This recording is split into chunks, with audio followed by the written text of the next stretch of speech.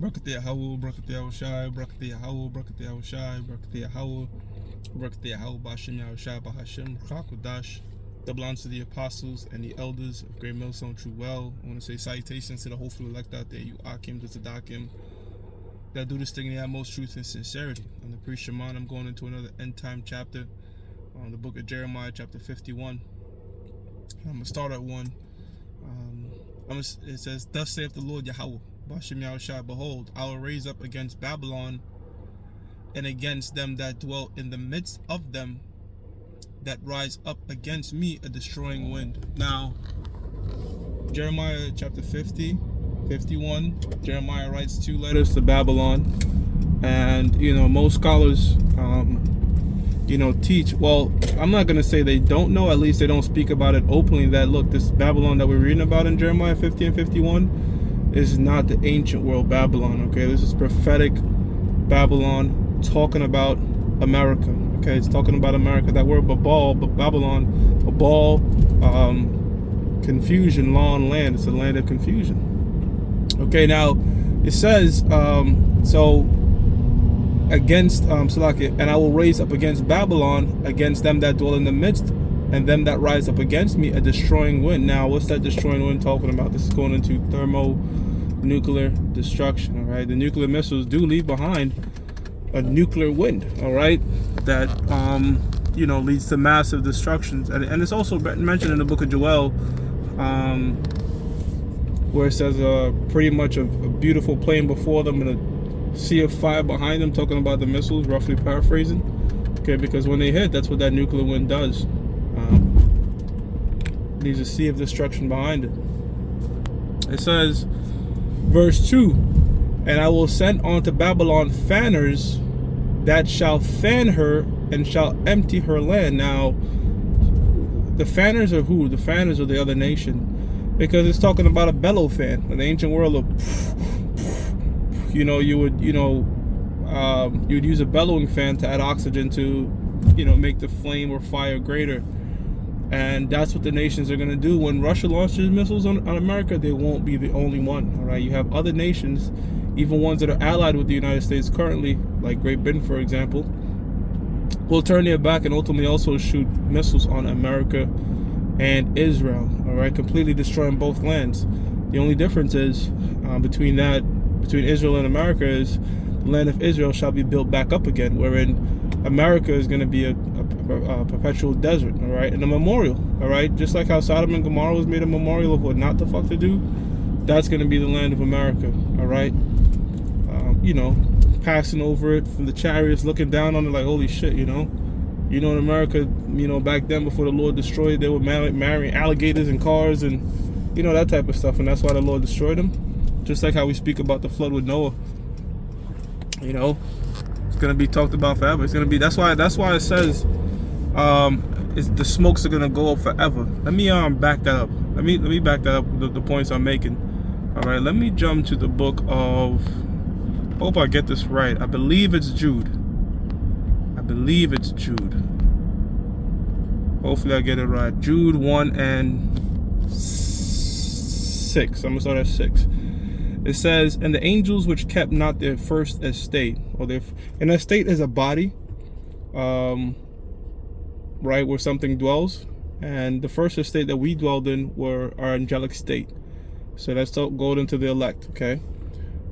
"But left their own habitation, he hath reserved in everlasting chains," right? So we left our real estate. Imagine going from your own island to living in the projects. That's the state we went from. These chains of darkness. When we had bodies of perfection, now we're in these bodies that are prone to sin. All right, the scripture says that that we were made subject to, the creature was made subject to vanity, meaning under rule to vanity. An everlasting change under darkness, unto the judgment of the great day. So that's when this curse of these weak bodies are going to be lifted, judgment day. Now verse 7, this is the point I want to make. Verse 7 says, Jude 1 and 7 says, "Even as Sodom and Gomorrah and the cities about them in like manner," because it wasn't just Sodom and Gomorrah, there were other cities that these Hamites were dwelling in, all right? Can't think of them off the top of my head. That were condoning in all manners of mischief and abomination, and the Lord judged their ass all.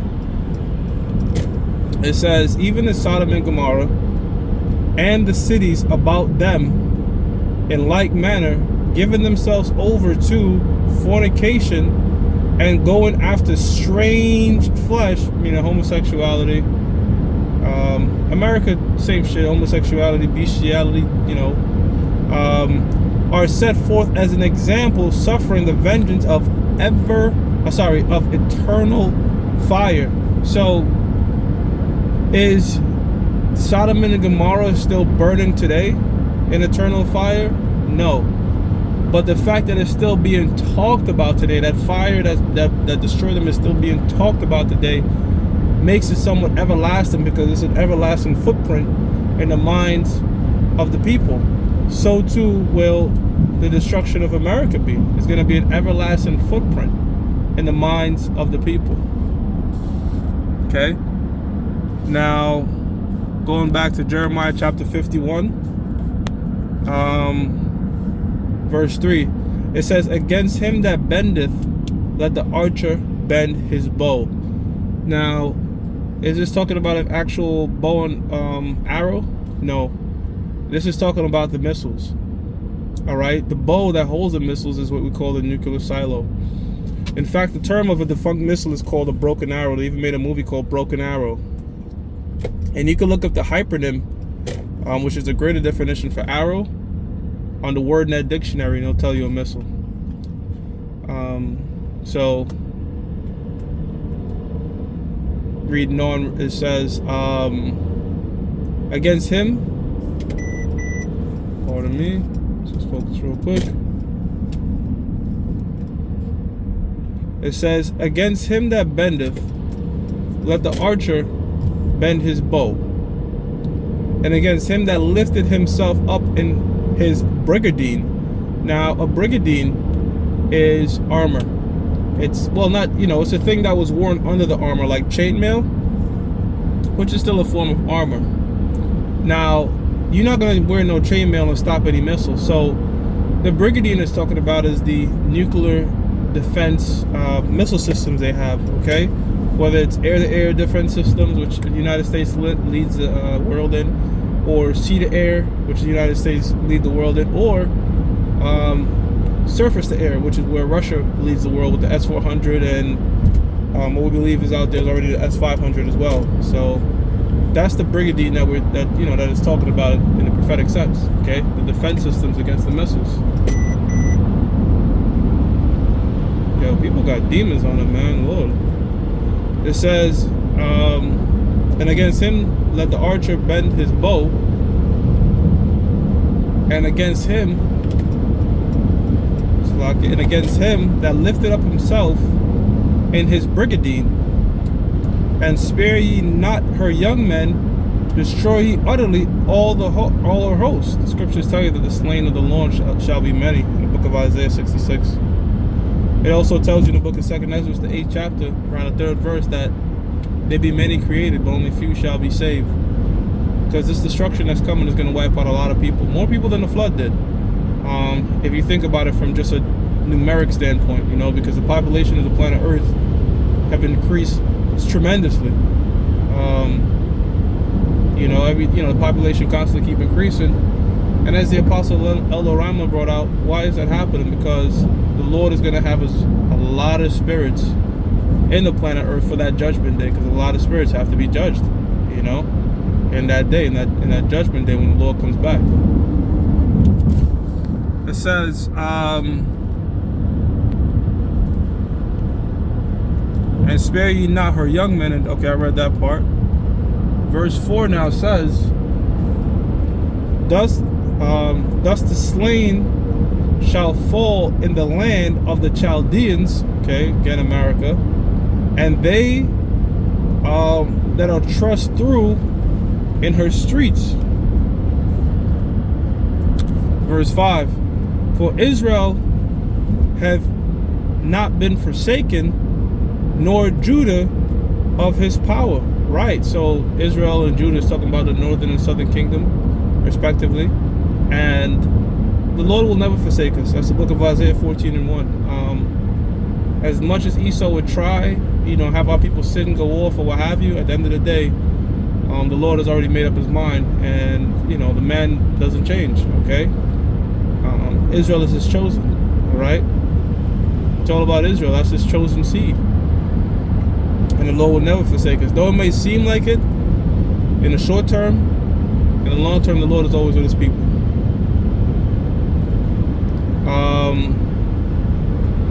It says, for Israel has not been forsaken, nor Judah of his power,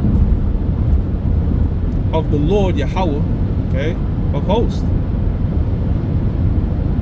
It says, though their land was filled with sin against the Holy One of Israel. And that's pretty much what I just mentioned. Okay, it says, flee out of the midst of Babylon. Now, when it says flee out the midst of Babylon, it's talking about mentally taking yourself out this place. Not to the point where you're some fucking derelict on the street, or you're not handling your business, but really wrapped up in the cares of America, right? Striving for the things that the Americans, the so-called American dream or what have you, but more specifically, like selling out and doing wicked shit. You know what I'm saying? Because I'm not gonna look, man. If a brother works a good job, got a house or whatever, that's the American dream. But I don't mean you're still not a man of the Lord. All right? I'm really going into the wickedness of America, getting wrapped up in that. Okay, it says flee out the midst of Babylon. Again, you can't take a plane out of Babylon and call yourself being saved, because if that's accurate, that means all members of the elect will need a passport, which we know that's not true. It says, and deliver every man his soul, be not cut off in her iniquity. That's what I'm talking about, see? Be not cut off in her iniquity. So it's not more so much as, again, handling your business and shit and, buying a crib and whatever. No, it's get wrapped up in the iniquity, all right? Which are many in America, all right? The Babylonian heathenistic ways of America. It says, for this is the time of the Lord's vengeance. He will render unto her a recompense, right? Recompense America for what? For the rape, robbery, and murder of the Lord's chosen people, all right?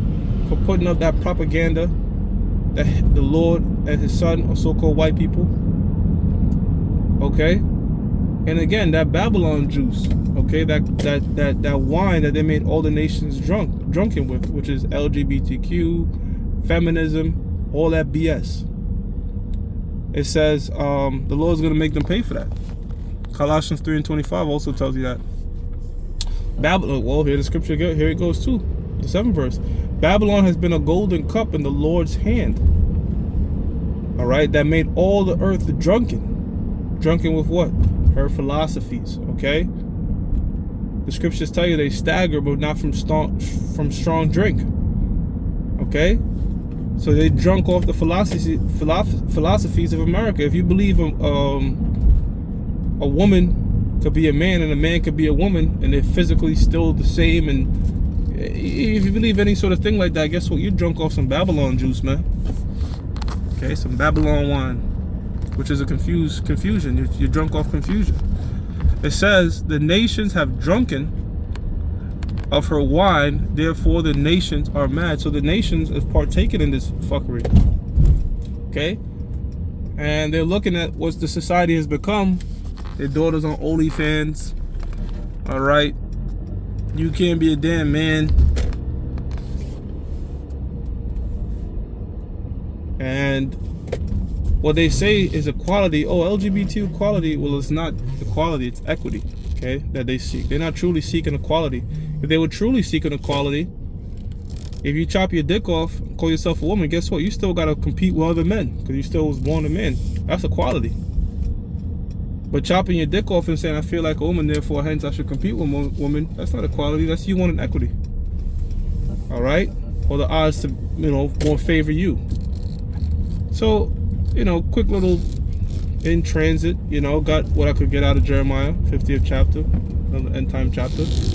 There's a lot more meat on a lot of these things. 15, second Ezra 15, 16, and Matthew 24, and Jeremiah 51. But got what I could through the Spirit. I'm gonna give all praises to Yahweh, Bahashim Yahushua, Bahashim Rachakodash, that belongs to the apostles and the elders of Great Millstone True Well. Salutations to the hopeful elect out there, you Akim to Zadakim that do this thing in the utmost truth and sincerity. Shalom.